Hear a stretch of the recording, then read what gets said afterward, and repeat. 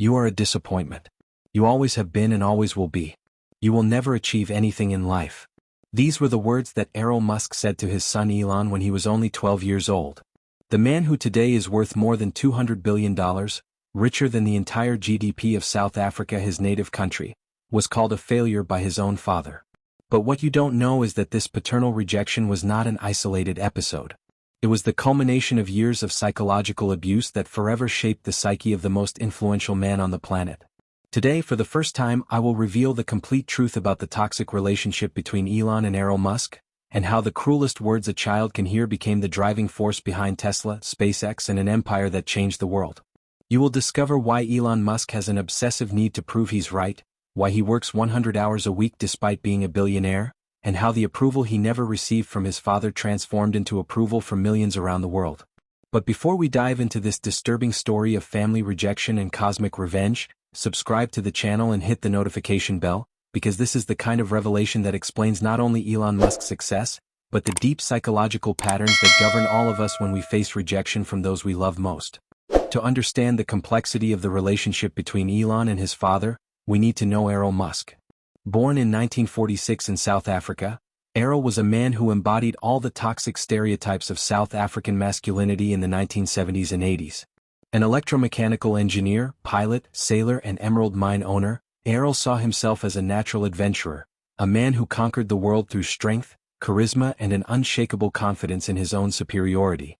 He owned several properties, including a 1,600-hectare farm outside Pretoria, a beach house in Durban, and political connections that guaranteed him a life of privileges during apartheid.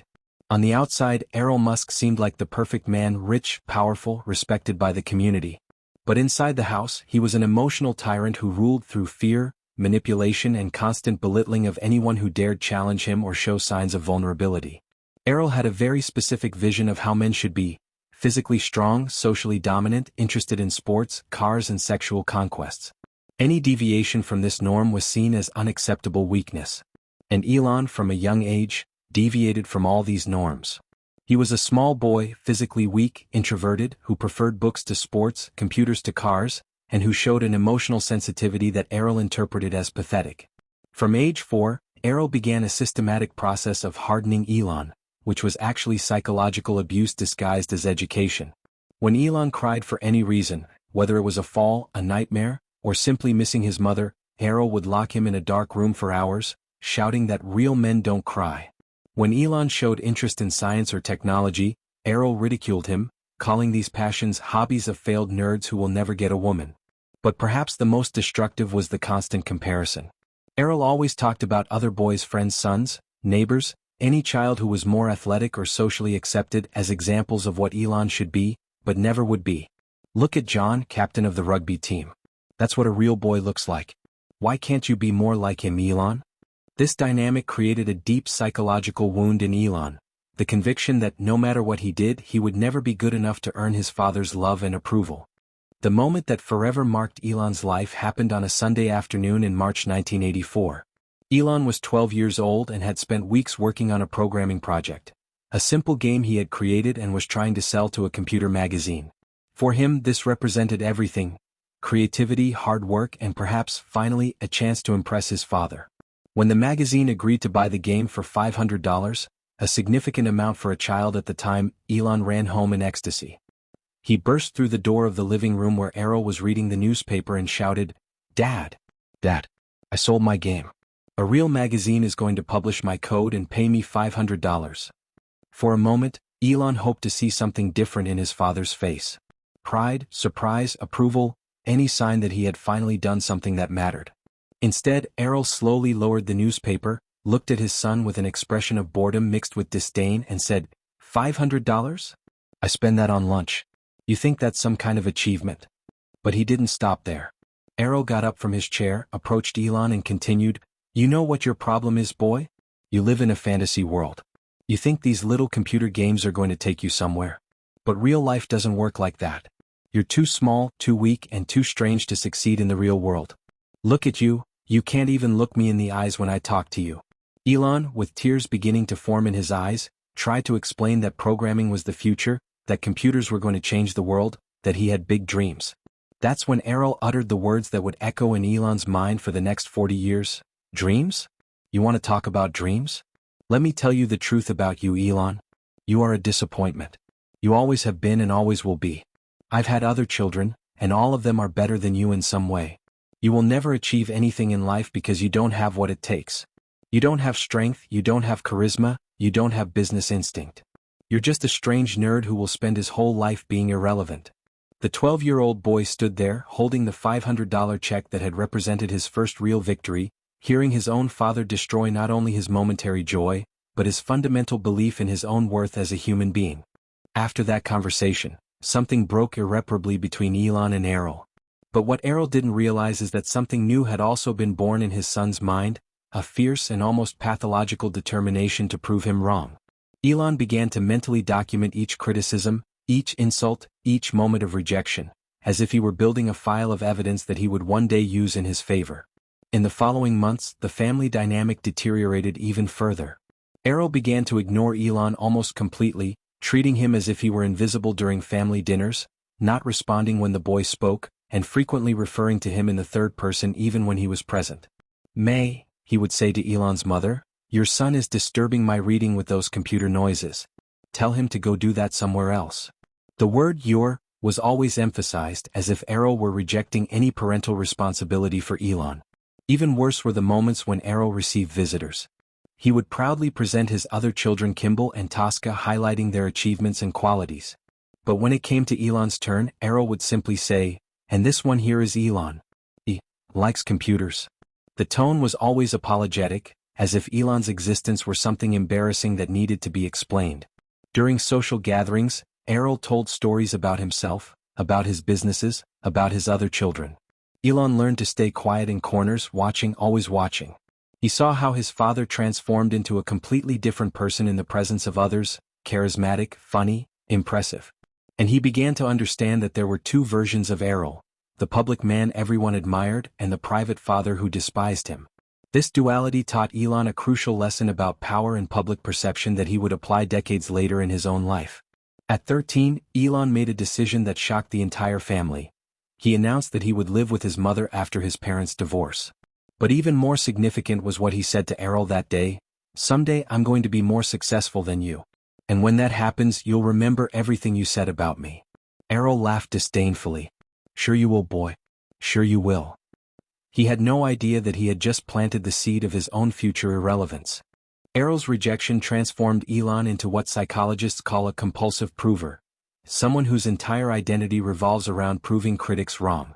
But in Elon's case, the main critic was internal, his father's voice constantly echoing in his mind, questioning every decision, doubting every dream, predicting every failure. When Elon created his first company, Zip2, at age 24, he wasn't just trying to build a software business. He was building physical evidence that he wasn't a disappointment. He slept in the office, worked 7 days a week, and refused to hire an experienced CEO because that would be admitting he wasn't capable of leading alone. When he sold Zip2 for $307 million, the first thing he did was call Errol. The conversation lasted less than 2 minutes. Errol heard the news and said, "Good for you, Elon. I hope you know how to manage that money better than you managed your childhood." Even a $300 million success wasn't enough to earn a word of paternal pride. But instead of giving up, this only intensified Elon's obsession. PayPal was the next proof. When he sold it to eBay for $1.5 billion, he again called Errol. This time the response was, "You got lucky, Elon." But luck doesn't last forever. That's when Elon realized something fundamental. No matter how much money he made, how many successes he accumulated, or how much fame he achieved, nothing would ever be enough to transform Errol's rejection into approval. So he changed strategy. Instead of trying to impress his father, he decided to make his father irrelevant. Tesla and SpaceX weren't created just to solve world problems or fulfill personal dreams. They were built as monuments to Errol Musk's irrelevance. Every rocket that landed successfully was a response to that, "You'll never achieve anything in life." Every Tesla sold was evidence against, "You don't have business instinct." Every worldwide headline was a refutation of, "You'll always be irrelevant." The most fascinating thing is that this dynamic became self-sustaining. Even after Elon became indisputably richer and more influential than his father, he continued working with the same obsessive intensity. Because the internal voice of the rejecting father never stopped questioning, never stopped doubting, never stopped predicting failure. Elon transformed that toxic voice into productive fuel, but at the cost of never being able to truly relax or feel satisfied with his achievements. In January 2021, something happened that perfectly symbolized the complete reversal of the dynamic between father and son. Elon Musk was officially declared the richest man in the world, with a net worth of $185 billion. To put this in perspective, he was worth more than the GDP of 95% of the world's countries, including his native South Africa, which has a GDP of about $420 billion for 60 million inhabitants. Elon, alone, controlled almost half the wealth of an entire country. That day, journalists from around the world tried to interview Errol Musk to capture his reaction to his son's astronomical success. When they finally managed to find him at his home in Pretoria, the transformation was evident. The man who once owned mines and farms now lived modestly, occasionally depending on financial help from the very children he had despised. When asked how he felt about Elon's success, Errol gave an answer that revealed both regret and a desperate attempt to claim some credit. "I always knew Elon was special. All the harsh things I said to him were to make him strong. It was my way of educating him." But the most revealing came when they asked if he was proud of his son. There was a long pause and Errol said, "Elon doesn't need my approval. He has the approval of the entire world." It was the final admission of his own irrelevance in his son's life. Meanwhile, Elon continued his cosmic journey literally. SpaceX was sending astronauts to the space station, Tesla was revolutionizing the automotive industry, and Neuralink promised to connect human minds to computers. Each achievement was a demonstration that the disappointment boy had become the most visionary adult on Earth. But perhaps the most symbolic moment happened when Elon announced his plans to colonize Mars. In interviews, he frequently talked about making life multiplanetary and ensuring the survival of human consciousness in the universe. Errol, who once called his son's dreams irrelevant fantasies, now watched his son literally reach for the stars. The irony was perfect. The man who said Elon would never achieve anything relevant now saw his son working to make his own species an interplanetary civilization. The story of Elon and Errol Musk teaches us profound lessons about how to transform family rejection into fuel for extraordinary achievements. But it's important to understand the psychological mechanisms behind this transformation so you can apply them healthily in your own life. First lesson: rejection can be redirected, not eliminated. Elon never got over his father's rejection. Instead, he transformed it into a constant motivational force. Every time he faced a difficult business decision, the internal voice of the rejecting father appeared questioning his ability. Instead of being paralyzed by this voice, Elon learned to use it as fuel. "You think I can't do it? I'll prove I can." Second lesson: external validation can replace lost family approval. When Elon realized he would never gain his father's approval, he deliberately built empires that would generate approval from millions of other people. Every Tesla customer, every SpaceX fan, every person inspired by his vision became a substitute source for the validation he never received at home. Third lesson: impossible becomes inevitable when you have something to prove. Electric cars were considered impossible to become mainstream. Reusable rockets were science fiction. Brain-computer interfaces seemed like fantasy. But when you're trying to prove that a specific person was wrong about you, impossible becomes just another obstacle to overcome. Elon didn't choose easy projects. He chose projects that would be impressive enough to definitively silence any critic, especially the internal critic who sounded exactly like Errol. Fourth lesson: success without family approval generates unique freedom. Paradoxically, never receiving his father's approval freed Elon from needing to please authority figures.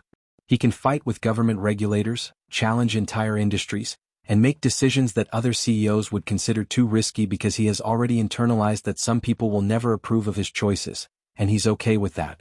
Fifth lesson: family cycles can be consciously broken. Despite his own traumatic experience, Elon is notoriously dedicated to his children. He consciously broke the pattern of paternal rejection, proving that family trauma doesn't need to be perpetuated. You can use your pain as fuel without passing it on to the next generation. Today, while Elon Musk plans cities on Mars and works to make humanity a multiplanetary species, Errol Musk lives a relatively obscure life in Pretoria. The man who once owned emerald mines now watches his son own the world's most valuable car company. The man who said Elon would never achieve anything relevant now sees his son being considered one of the most influential people in modern history. If that's not cosmic revenge, I don't know what is. But perhaps the most powerful lesson of this story isn't about revenge. It's about transformation. Elon took the most destructive words a child can hear, "You are a disappointment," and transformed them into the motivational mantra of an extraordinary life. Every time someone said his dreams were impossible, he heard his father's voice saying the same thing and decided to prove, once again, that they were wrong. The question that remains for you is, what destructive words did you hear in childhood that still echo in your mind today? Which authority figure told you that you weren't good enough, smart enough, or strong enough? And more importantly, how can you transform those internal critical voices into fuel for your own impossible achievements? You don't need to colonize Mars to prove your worth. But you can use the pain of rejection as Elon did, not to destroy yourself, but to rebuild yourself into a version of yourself that makes irrelevant all the people who doubted you. If this story inspired you or made you reflect on your own journey, leave a like, subscribe to the channel, and share with someone who needs to hear that even the cruelest words can become fuel for the most extraordinary dreams. And in the comments, tell me, who was the person who doubted you the most that you want to prove wrong? See you in the next video, and remember, sometimes the people who believe in us the least are exactly who we need to become who we're truly capable of being.